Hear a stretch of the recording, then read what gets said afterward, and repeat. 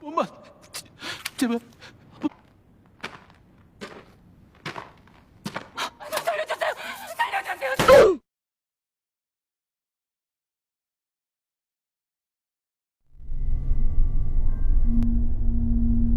Episode 3 film Squid Games ini dimulai dengan detektif Jung Woo yang sedang mengikuti para staf yang membawa para peserta ke suatu pelabuhan. Ia akhirnya memarkirkan mobilnya.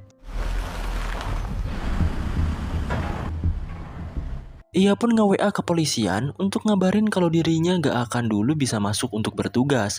Jung Woo melihat rombongan mobil itu dan akhirnya ia memutuskan untuk mengikuti mereka. Dengan keahlian sebagai detektif, Jung Woo menyelinap ke bawah mobil dan ikut masuk ke dalam kapal itu dan film pun dimulai.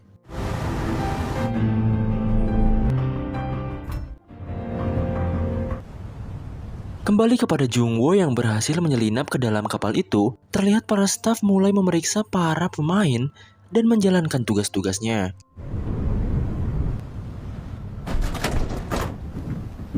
Para staf itu pun mendeteksi para peserta dengan detektor satu-satu, gunanya untuk mengambil data diri dari mereka.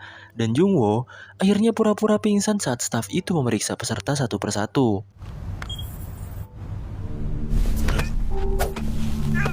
Akhirnya Jung Woo pun meringkus dan adu mekanik dengan staf yang memeriksanya. Beruntung, ia bisa membuat staf itu tak berdaya. Jung Woo pun menyamar menggunakan kostum staf itu. Ia juga membuang salah satu staf yang ia ringkus tadi ke tengah-tengah lautan. Saat Jung Woo membuangnya ke laut, ia hampir ketahuan oleh staf yang lainnya. Dan ia pun beralasan mabuk lautan. Jung Woo pun diperintah untuk bergegas melakukan tugas-tugasnya. 선실로 올라가서 대기해. Kapal pun telah sampai di sebuah pulau. Para mobil pengangkut peserta juga mulai OTW ke tempat permainan. Di sini kita diperlihatkan, semua peserta dibawa ke sebuah ruangan yang sangat besar. Di sana, para staf mengganti pakaian pemain, menyita semua barang yang dibawa oleh para peserta. Saebyok yang sedari tadi cuma pura-pura pingsan menggunakan keahliannya yaitu mencopet. Ia mengambil pisau atau cutter yang ada di saku para staf. Kita diperlihatkan Gi-hun yang membangunkan si kakek. Awalnya, Gi-hun ngira kalau si kakek ini udah tewas. Tapi untungnya, ia bangun. Si kakek tampak senang karena Gi-hun ikut permainan ini lagi. 가시면 안 되죠. 들어왔네요. Perempuan yang di episode kemarin nangis pengen balik pun kembali lagi untuk bermain. Bahkan sahabat masa kecil Gi-hun juga hadir lagi yaitu Sang-woo. Tak hanya itu, Ali juga ikut ngerumpi sama mereka. Gi-hun mengenalkan Sang-woo kepada Ali bahwa Sang-woo adalah anak yang cukup cerdas dari kecil. Bahkan, ia dibangga-banggakan di lingkungan keluarganya. 말인데 군대 처리합시다. 같이 해요? 감사합니다, 사장님. Mereka pun akhirnya memutuskan untuk membuat grup atau tim yang berisikan Gi-hun, Sang-woo, Ali, dan juga si kakek. Kemudian di sisi lain, Bang Jabrik lagi ngajak Saebyok untuk gabung ke kelompoknya. Tapi Saebyok menolaknya karena menurut Saebyok Bang Jabrik itu orangnya licik. Ia akan mengambil segalanya dan mengorbankan segalanya demi dirinya sendiri. 배만 불린 새끼야. 우리 고향에서 뭐라고 부르는 줄 알아? Lalu datanglah si wanita ini. Ia bernama Miryong. Ia menyarankan agar dirinya bisa masuk ke kelompok Bang Jabrik. Tapi karena Bang Jabrik sok jago gitu kan, ia pun mengabaikannya. Terlihat Saebyok melihat ke arah atap. Ia sepertinya memikirkan sesuatu. Di sisi lain, seorang staf pun mengonfirmasi kepada frontman bahwa dari 201 pemain, 187 orang ikut kembali lagi, dan sisanya gak mau balik lagi. Frontman memerintahkan agar terus mengawasi orang-orang yang tidak kembali. 도시락 드셨어요? 그냥 차네 밥이. Tim Gi-hun pun diberikan nasi kotak satu persatu. Mereka berempat pun saling bercanda satu sama lain. 뜨거워져가지고 막. Akhirnya, Gi-hun memulai ke topik selanjutnya. Ia bertanya kira-kira untuk tantangan permainan apa yang akan dimainkan selanjutnya. Menurut Gi-hun, yang jelas permainan selanjutnya pasti permainan anak-anak tradisional Korea.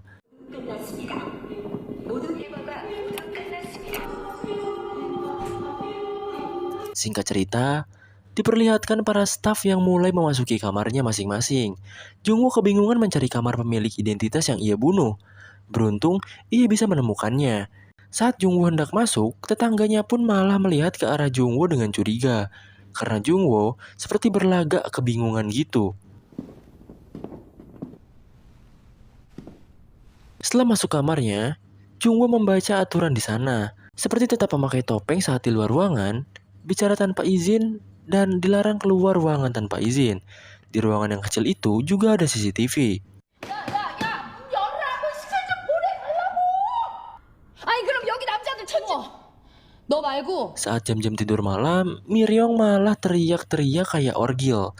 Ia meminta izin untuk buang air ke toilet, tapi staf yang menjaga tak mau mengizinkannya. Ryung akhirnya kesal dan berusaha untuk buang air di tempat itu juga. Karena terpaksa, akhirnya staf pun membolehkannya. Saat hendak masuk, Saebyok malah ikut-ikutan buang air. Dan ya sudahlah, mereka buang air kecil berdua. 경기 닦아놓으니까 그냥 낼름 Di sisi lain, Jungwoo diberi makan oleh staf lain, dan ia terpaksa harus membuka topengnya. Ternyata di balik semua itu, ada para staf yang lain yang sedang mengawasi staf-staf itu di CCTV-nya. Setelah sampai di toilet, Ryong ternyata tidak buang air kecil. Ia mengeluarkan suatu benda yang ia sembunyikan di celana dalamnya. Atau lebih dalam lagi. Ternyata benda itu isinya rokok plus dengan korek apinya. Saebyok masuk tanpa permisi ke toilet Ryung. Ia berencana akan naik ke atas atap untuk mencari informasi. Ryung membantu Saebyok dengan mengulur waktu.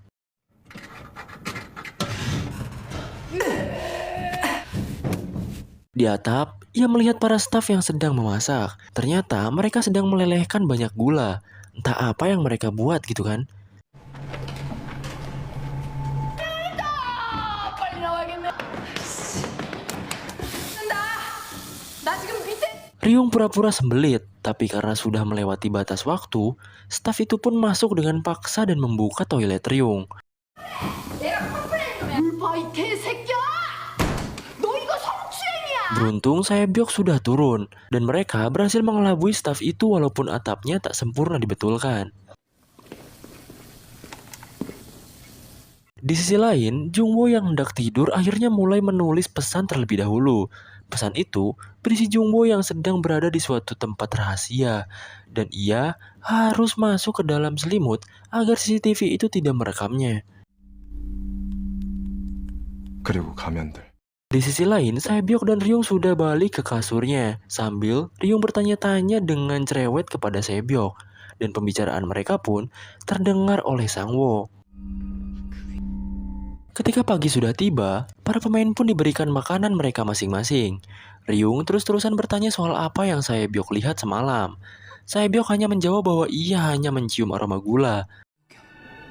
하려고 그 생... Jungwoo tampak sedang bersiap-siap untuk menyamar kembali. Ia pun keluar dan berbaris dengan staf lain. Lalu Jungwoo pun mengikuti mereka semua. Terlihat para staf sedang membagi-bagikan dana bansos, maksudnya sarapan untuk pemain. Gi-hun meminta untuk susunya itu diganti jadi energen, karena Gi-hun tak suka susu putih. Karena dicuekin sama stafnya, Gi-hun pun memberikan susunya kepada Ali. 정말요? 이것도 마셔. 사장님. Peringatan pun mulai terdengar bahwa permainan kedua pun akan dimulai. Sangwoo yang semalam mendengar bisik-bisik Ryong bertanya soal informasi yang Saebyok dapatkan. Saebyok hanya menjawab aroma gula itu. Para pemain pun ditempatkan di sebuah lapangan bermain anak-anak. Tempat ini sangat berbeda dengan permainan pertama. 뺑뺑이에서 오래버티기. Sangwoo mulai menganalisis dengan pikirannya perihal yang dikatakan Saebyok. Ia akhirnya mengingat-ingat masa lalunya. Di ingatannya itu, ia melihat anak-anak yang sedang membeli permen gula. 어떻게 할까? Para staf pun memerintah para pemain untuk memilih di antara keempat gambar itu. Lingkaran, segitiga, bintang, dan payung. Sangwoo menyarankan mereka berempat untuk berpencar. Ali memilih bulat, Sangwoo memilih segitiga, Gi-hun memilih payung, dan si kakek memilih bintang. 모여서 작전 짜고. 기훈이 형. Lalu para peserta pun diberikan wadah satu persatu, dan setelah dibuka, 사장님?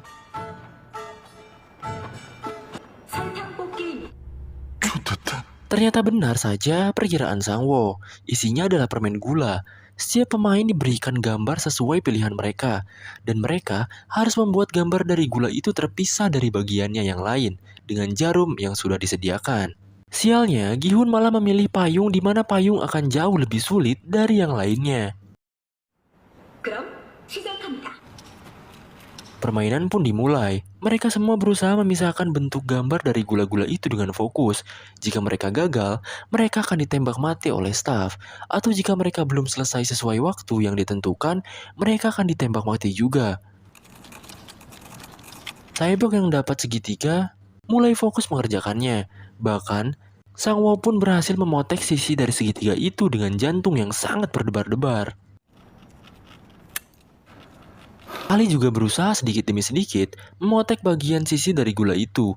Bahkan si kakek, dengan gemetarannya, ia berusaha menipiskan garis bintang dari gulanya.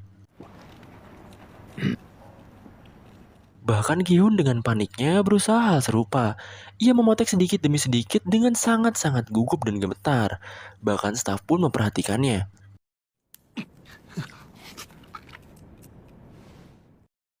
Salah satu peserta pun malah membuat gagang payung dari gulanya itu patah. Dan alhasil,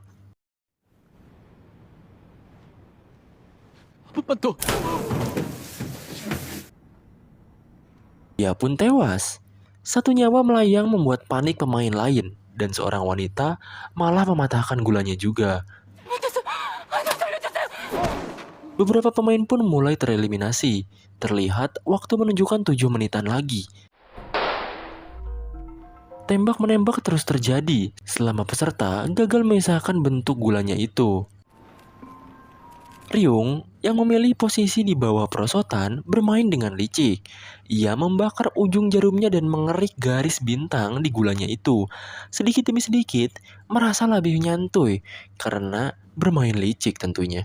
Ia memperhatikan si Bang Jabrik yang udah malu-maluin dirinya yang lagi kesusahan dengan gulanya itu.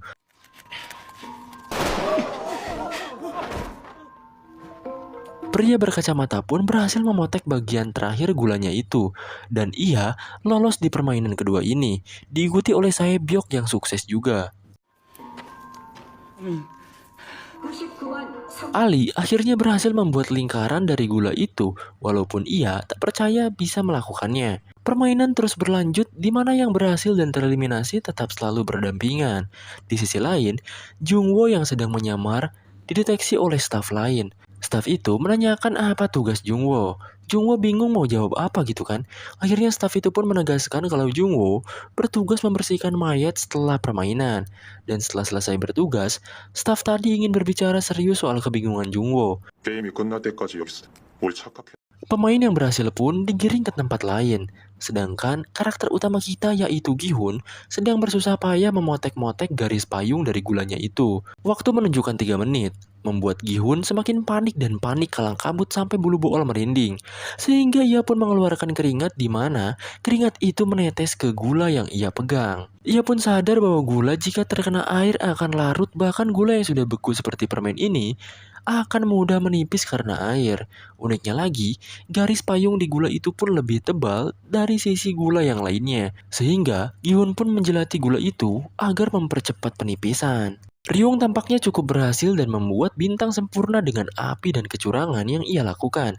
Ia dengan santai menyerahkan hasilnya itu kepada staf dan memakan hasilnya itu dengan santuy. Bang Jabrik yang lagi panik-paniknya malah melihat korek api Ryung jatuh di sisinya.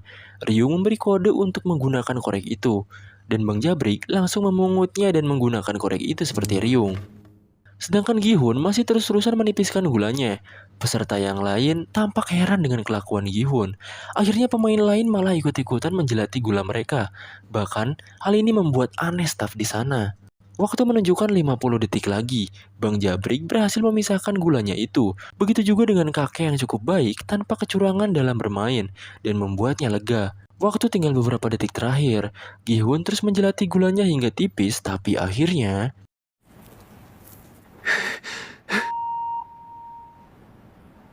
ia jadi pemain terakhir yang lolos. Salah satu pemain sangat-sangat panik. Waktu sudah habis dan ia menutup hasil karyanya itu. Staf meminta membuka tangannya, dan ternyata gambar yang ia buat patah. Saat hendak membunuh peserta itu langsung menusuk wajah staf dengan jarum dan mengambil pistol staf itu. Ia pun menembak staf yang lain dan membuat staf itu jadi tawanan. Hal ini membuat frontman harus turun tangan. Orang-orang yang tidak tepat waktu pun langsung ditembaki oleh para staf dan membuat panik orang-orang di luar. Para staf pun mengarah ke pria ini. Pria ini menodongkan dan memerintah staf yang ia tawan membuka topengnya agar pria itu bisa melihat wajahnya. Staf itu pun membuka topengnya dan melihat ke arah pria itu. Tampak pria itu kaget karena staf itu adalah pria muda. Setelah melihat wajahnya, pria itu pun menembak kepalanya sendiri dan tewas. Frontman yang turun ke lapangan langsung menembak staf yang membuka topengnya sendiri. Frontman menjelaskan jika para peserta tahu wajah kalian, kalian akan mati. Jungwoo pun mengambil topeng dari staf yang sudah tewas. Topeng itu memiliki gambar kotak, sedangkan yang dipakai oleh Gi-hun saat ini adalah bulat. Dan episode 3 pun berakhir. Apakah Jungwoo akan ketahuan menyamar oleh atasan staf di sana? Permainan apa lagi yang akan mereka lakukan? Dan siapa yang akan menjadi pemenang? Akankah Gi-hun mati, si kakek yang mati, atau malah Sang-woo yang dengan kecerdasannya yang menang? Kita lanjut ke episode 4.